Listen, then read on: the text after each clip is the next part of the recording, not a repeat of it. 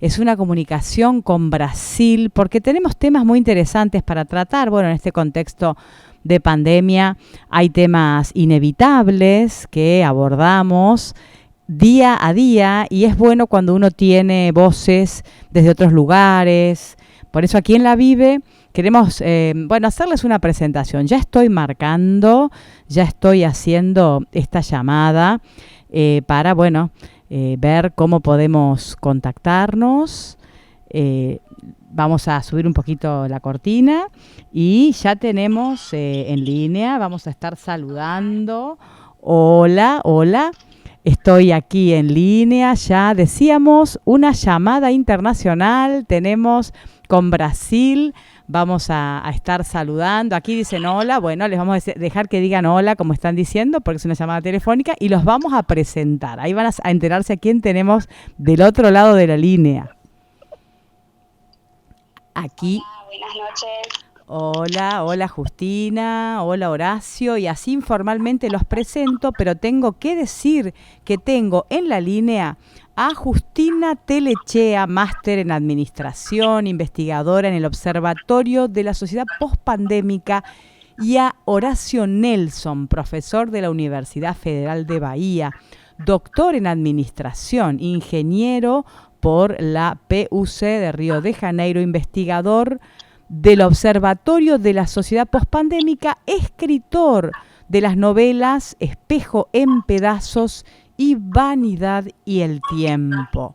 Bueno, realmente tenemos aquí en la línea a personas muy preparadas para estos temas que vamos a abordar, así que saludar nuevamente y decirle a Justina que le vamos a dar primero la palabra a ella, porque Justina va a oficiar un poco de, por supuesto, entrevistada y también de traductora del profesor Horacio Nelson. Así que, Sí. Un saludo muy afectivo. Buenas noches. Les agradezco más una vez la invitación para esta charla sobre el momento que vive Brasil. Y quería empezar diciendo que ahora en final de junio de 2021 el Brasil llega al espantoso número de más de 513.000 muertes, lo que para más allá de números decimos que son más de 513.000 familias afectadas por esta situación. Y no tenemos mucha perspectiva de mejora, pero podemos decir que el promedio móvil de muertes por COVID en Brasil está ahora en 1.661 muertes por promedio. Y cuando comparamos con 14 días atrás, por ejemplo, tenemos una baja de 16%. No que eso signifique que podemos tranquilizarnos o aflojar las medidas de distanciamiento social, pero es algo que podemos ya empezar a mensurar cuando tratamos de números. Y cuando hay unos temas que nos propusieron hablar, para allá de todo el momento sanitario que estamos viviendo, toda la situación de Copa América, que tuvimos 2 otros países que negaron, y en ese momento sanitario de la pandemia Brasil acepta. Y lo que se puede decir como opinión es que Brasil nunca optó por cerrar fronteras o por parar campeonatos, y cuando hablamos de Copa América estamos hablando de un campeonato que es más largo y que vienen equipos, personas de distintas partes del mundo. Entonces, cuando pensamos en ese sentido, aunque se haga toda la prueba del COVID, el riesgo de contaminación es altísimo e inmensurable. Y entonces cuanto más tiempo tiene un campeonato como ese, que dura de promedio como 30 días, más el riesgo de exposición. Hice una introducción para darle la palabra al profesor Horacio, como dijo Analía, que es profesor de la Universidad Federal de Bahía, de entre tantas otras cosas, y que va a hablar un poco sobre el contexto de vacunación, el contexto de la Copa América acá en Brasil. Te paso la palabra. Bueno, antes, ahí está, le vamos a dar el pase entonces al profesor Horacio Nelson, bueno, el gusto de escuchar un especialista en la mirada de esta situación que se está viviendo en Brasil y hablando ahora también de Copa América, entonces este tema que tanto nos preocupaba de cómo se estaba analizando allí en Brasil. Adelante, doctor Nelson. Muchas gracias por la invitación. Me gustaría hablar en español, pero está muy mal. Entonces, vou precisar da ayuda de Justina para traduzir. Bueno, muy bien. Então, vou falar em português para que Justina possa me traduzir. Então, vou falar despacito para que ela possa ir traduzindo à medida que eu vá falando, né? Bien. Então, primeiramente, a situação é essa que a Justina descreve. A gente realmente está vivendo um momento bastante difícil. A gente tem na liderança do país um presidente que nega, né, a ciência e nega a gravidade da pandemia. Justina? Sí, que realmente estamos viviendo un momento muy complicado, donde tenemos un presidente que es negacionista, que nega todo el contexto pandémico. Uh-huh. Sim, a nossa situação em termos de estatísticas, esses números que a Justina apresentou, de 513 mil mortes, já nos coloca como o segundo país em número absoluto de mortes. Estamos atrás apenas dos Estados Unidos. E somos o 7º país em mortes por número de habitantes, né? Tem 6 países no mundo que têm mais mortes por milhão de habitantes, mas desses 6 países, 5 países são países com pequena população e um país realmente que infelizmente é próximo da gente, que hoje tem a maior estatística de mortes per capita do mundo, que é o Peru. Que en este momento somos el segundo país en número absoluto de muertos y el 7º cuando comparamos a números de habitantes, y quedamos, por ejemplo, atrás de Perú, que es uno que está en una situación también muy mala. Uh-huh. O processo de vacinação aqui, acho que já começou a dar algum resultado. A gente já encontrou reduções importantes, né, de mortalidade nas populações mais idosas, na faixa de população mais idosa. Aqueles que têm mais de 70 anos, a redução foi mais de 70% no número de mortes, na representatividade deles em relação ao total de mortes. Então é sinal de que a vacina tem cumprido o seu papel, né, de reduzir quando não a contaminação, pelo menos a gravidade, né, da doença. Que en este proceso de vacunación Brasil ya empieza a demostrar resultados positivos, por ejemplo en la parte de los idosos que tienen más de 70 años tenemos un promedio de más de 70% de reducción de muertes, no que necesariamente no se contaminen, pero tenemos la reducción de muertes. Uh-huh. Sim,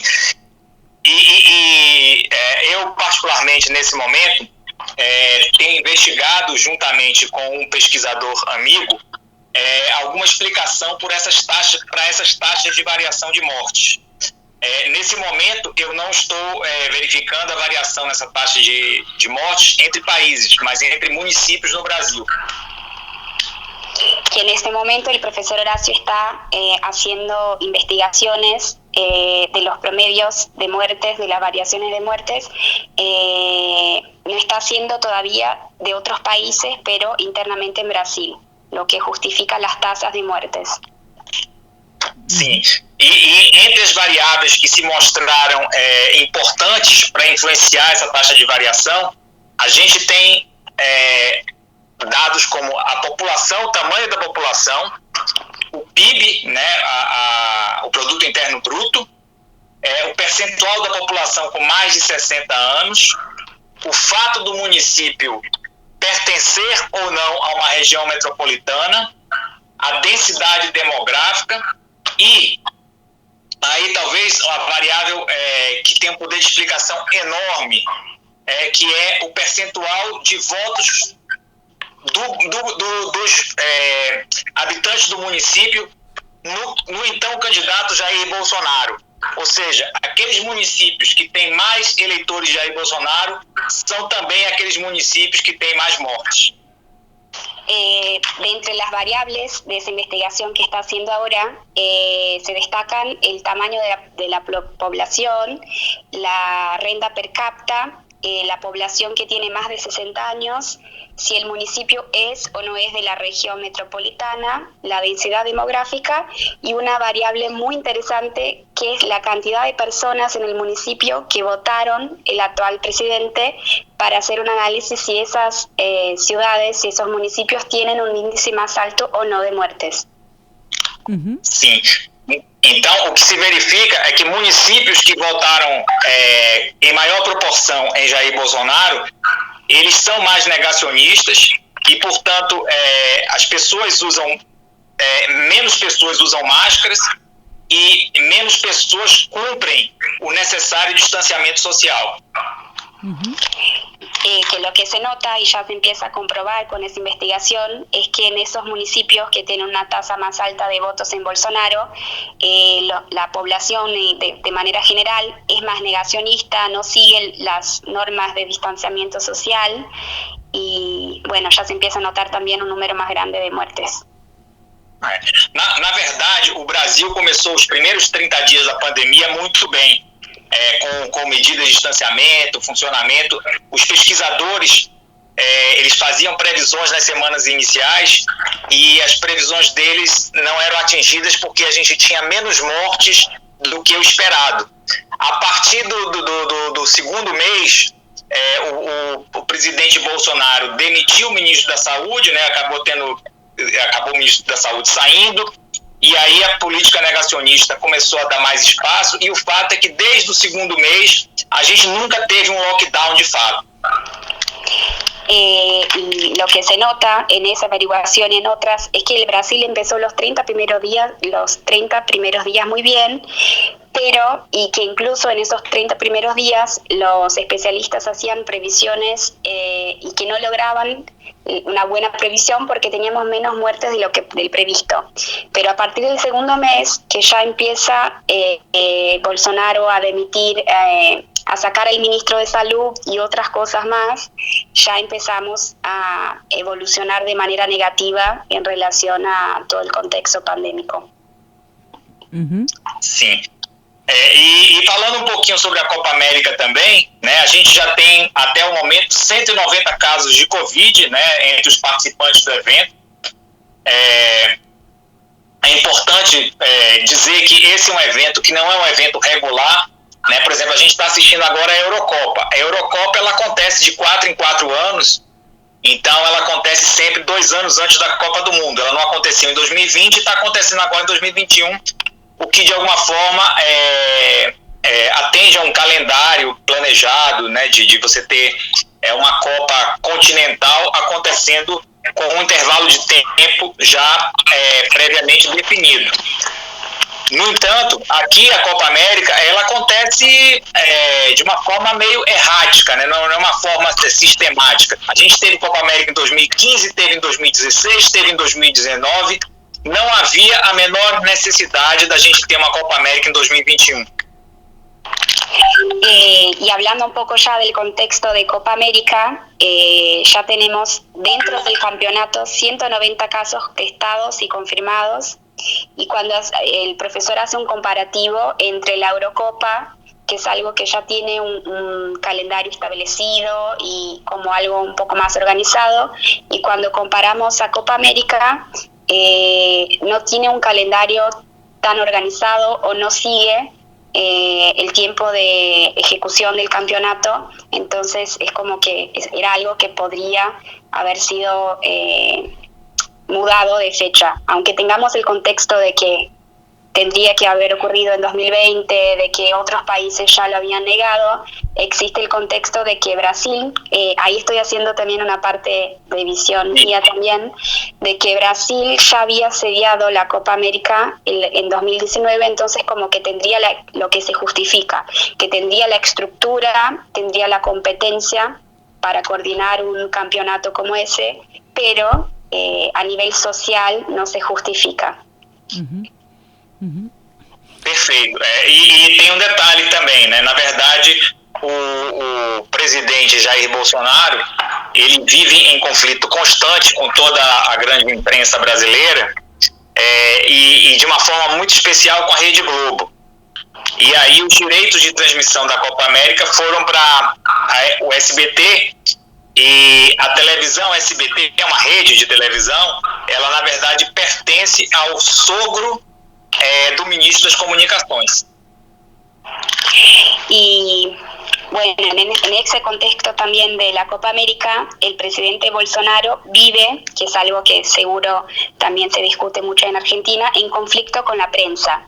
Y mucho con la Red Globo, que es una de las más grandes emisoras de televisión acá de Brasil, y ahí tenemos un contexto político muy notorio de que el canal que ganó los derechos de transmisión de la Copa América fue el SBT, que es uno que concurre con la Globo, y uno de los ministros, que me corrijo Horacio si no es un ministro,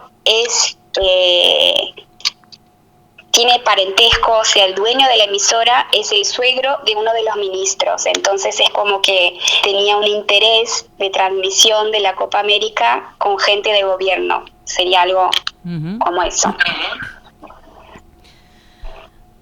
Sim, então acho que é esse o contexto. Se tiver mais alguma pergunta, alguma coisa que, né, a gente possa continuar a conversar. Bien, muy interesante. Estamos aquí escuchando atentamente todos los datos que nos están brindando, datos que tienen que ver también con investigaciones y con la situación que se vive en Brasil. Una pregunta que me surge, porque uno ve una sociedad que puede organizarse, ve en Brasil una sociedad que puede organizarse para tratar de luchar contra estas medidas que son tan contrarias a muchos sectores, a la salud en general de la población.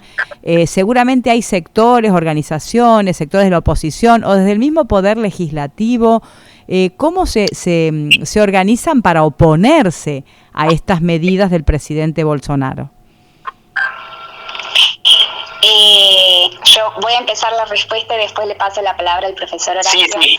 Pero estamos viviendo en este momento una CPI que es una instancia de gobierno, es una investigación de instancia legislativa, y que se está investigando toda la parte de los gastos y decisiones de comprar vacunas, de no comprar vacunas. Brasil vivió un contexto de que fue uno de los primeros países que recibió ofertas de vacunas a precios de costo, y muchas empresas, para empezar, que somos referencia mundial en toda la parte de vacunación, de inmunización. Tenemos grandes instituciones como Fiocruz, como Butantan, y bueno, para allá de eso recibimos muchas ofertas de vacunas, bueno, en 2020, y que fueron ignoradas por veces por el gobierno, pero tenemos ahora toda la comprobación documental en la CPI que está siendo hecha, y después vemos que había un interés grande en comprar otra vacuna que no era la vacuna que estaba siendo ofertada en ese momento, que era una vacuna indiana, y que había un interés de gobiernos, bueno, podemos decir que ligados a corrupción. Bueno, en ese contexto se discute, una de las cosas que se discute en el contexto ahí de la CPI, del momento pandémico.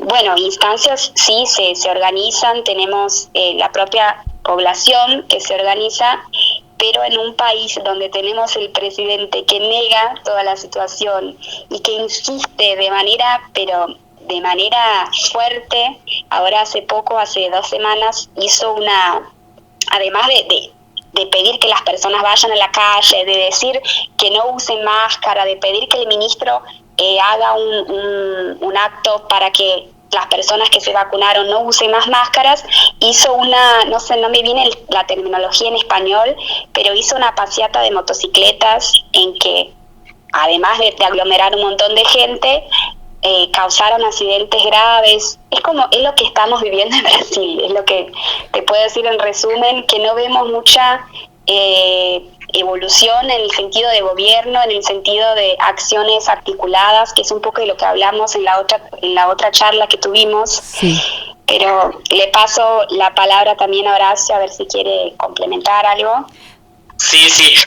Só complementando e concordando contigo, né? A gente tem uma Constituição que ela é uma Constituição voltada para o bem-estar social. E por conta da Constituição, a gente organizou um sistema único de saúde muito amplo. Nós somos, talvez, entre os grandes países do mundo, né, os países com a população de mais de 100 milhões de habitantes, o único país que tem um sistema de saúde universal. E temos muita, como Justina falou, muita competência nessa parte de vacinação. Inclusive, a gente tinha campanhas diárias de vacinação, assim, fazer com que todo mundo se vacinasse no mesmo dia, campanhas contra a meningite, contra a paralisia infantil. A gente já chegou a vacinar 84 milhões de pessoas em um dia, ou seja, quase 2 vezes a população da Argentina. Bueno, lo que dice el profesor es que tenemos una constitución que presa por el bienestar social, y en ese contexto tenemos el Sistema Único de Salud, que es referencia mundial, que funciona muy bien, tiene sí sus cuestiones, bueno, pero para allá de todo eso funciona muy bien para atender la población en Brasil de manera gratuita, integrada con áreas diferentes, y somos referencia en vacunación. Llegamos a vacunar, profesor, ¿puedes repetir el número de vacunados? 84 milhões de pessoas em um dia.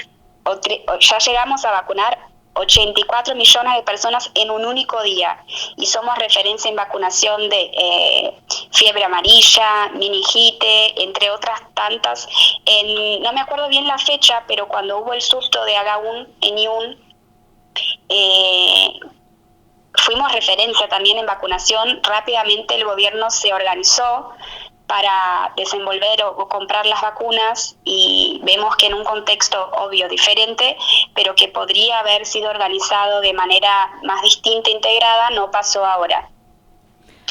Bien, así que ahí está quedando claro que se han organizado y que han tenido mucho desarrollo en vacunación, en desarrollo de vacunas, e inclusive Brasil es un país exportador de vacunas, reconocido como tal. Entonces, en este momento no está ocurriendo eso.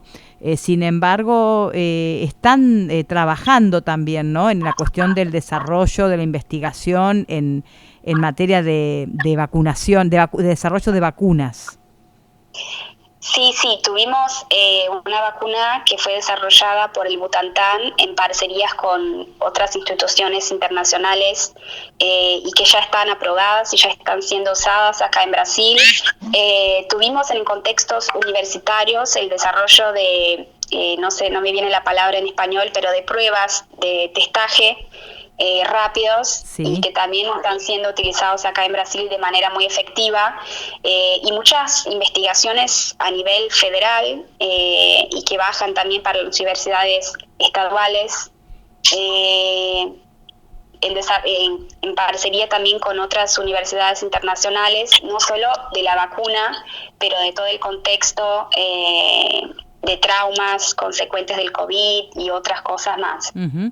El problema es tal vez la falta de financiamiento en algunos desarrollos, ¿no? El financiamiento del Estado, que no está siendo el mismo. Hablaste de como que se había desmantelado un poco la investigación y que había habido retiro de presupuesto, ¿no?, en su momento, cuando asumió este presidente. Claro, justo en este momento donde se necesita mucho de la ciencia, además de negar la ciencia, cortó toda la parte de financiamiento, o sea, las bolsas de averiguación, las bolsas de investigación fueron cortadas, pero en gran percentual. Y cuando más necesitamos de los cientistas, cuando más necesitamos de las universidades, que son las que detienen el conocimiento para hacer la ciencia, o sea, es algo que no se podía creer. Uh-huh. Bien, bueno, sí. Só complementando, Justina, os órgãos de financiamento, como o CAPES, como o CNPq, que são os órgãos que financiam bolsas para pesquisadores, estão com orçamento em menos de 50% do que era 20 anos atrás. Comenta Horacio que las instituciones de financiamiento, las instituciones de conocimiento, están con su orzamiento reducido en 50%. Y para allá de las instituciones de financiamiento, las propias universidades tienen sus orzamientos cortados, pero a un tercio de lo que tenían a como 10 años atrás. Es algo que realmente tenemos universidades estaduales y algunas federales con riesgo de cerrar por no tener orzamiento para mantener toda la estructura que es necesaria para funcionar. Uh-huh. Bueno, la verdad que es todo muy interesante, todo lo que nos están contando y la información que nos están proporcionando. Seguramente la vamos a aprovechar muchísimo aquí nosotros, desde Argentina, desde este lugar de Argentina, en la provincia de Córdoba, y en la parte este de la provincia, aquí estamos ubicados nosotros, desde la Radio Vive, y seguramente hay mucho más y vamos a tener otra oportunidad de seguir hablando y profundizando en estos temas. Hablamos de muchos temas vinculados a la pandemia, tocamos hace un poco lo de la Copa América, que me pareció muy interesante, lo que se analizó. Hubo algunos números allí, ¿no? De ¿qué análisis hacen en la Copa América en cuanto a los contagios o la situación que está viviendo en este momento o que se está viviendo con los diferentes planteles del mundo allí jugando? Claro, lo que se tiene ahora confirmado en el momento son 190 casos ya dentro del contexto del campeonato. Y en esa parte de Copa América también tuvimos algunas provincias que se negaron a recibir el campeonato. Entonces, toda la parte del campeonato se está concentrando en la región centro-oeste de Brasil, Brasilia, Río de Janeiro, Cuiabá, Goiânia, pero tuvimos provincias que se negaron, como Bahía, Minas Gerais, Pernambuco, que dijeron no recibimos, o si recibimos tiene que ser 100% sin público, pero esa discusión fue un poco cuando se dijo que íbamos a recibir el campeonato. Bien, así se dio la discusión y hubo algunos estados que quedaron afuera. Bueno, se sigue desarrollando normalmente y seguramente se analizarán luego las consecuencias, ¿no? Cuando esté finalizada esta competencia deportiva, que el mundo está mirando, ¿no? Y el mundo está mirando también a través de esta competencia, como pasa siempre, lo que ocurre en Brasil. Me parece interesante que nos hayan abierto un poco la ventana a ustedes, para que nosotros podamos entrar un poquito allí, conocer la realidad que se está viviendo. Así que más que agradecerles, no tenemos más que palabras de agradecimiento para Justina, para el profesor Horacio, bueno, para los dos. Han sido realmente muy gentiles al brindarnos esta entrevista. Es un gran placer hablar contigo. Hasta la próxima. Hasta la próxima y que sigan allí trabajando, porque ustedes sí que no dejan de trabajar. Tienen ahora otra actividad, sabemos que están en pleno desarrollo, ¿no? De investigaciones y en trabajo. Sí, me gustaría agradecer por más esta invitación y sí, ahora ya en unos minutitos tenemos otra reunión de un grupo de investigación del área de innovación. Uh-huh.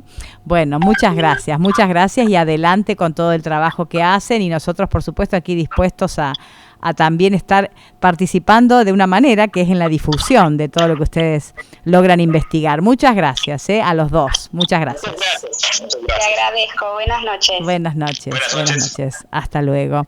Bueno, realmente el gusto de tener en comunicación a Justina Telechea, máster en Administración, investigadora en el Observatorio de la Sociedad Postpandémica, y a Horacio Nelson, profesor de la Universidad Federal de Bahía, doctor en Administración, ingeniero por la PUC-RJ, investigador del Observatorio de la Sociedad Postpandémica, escritor de las novelas Espejo en pedazos y Vanidad y el tiempo.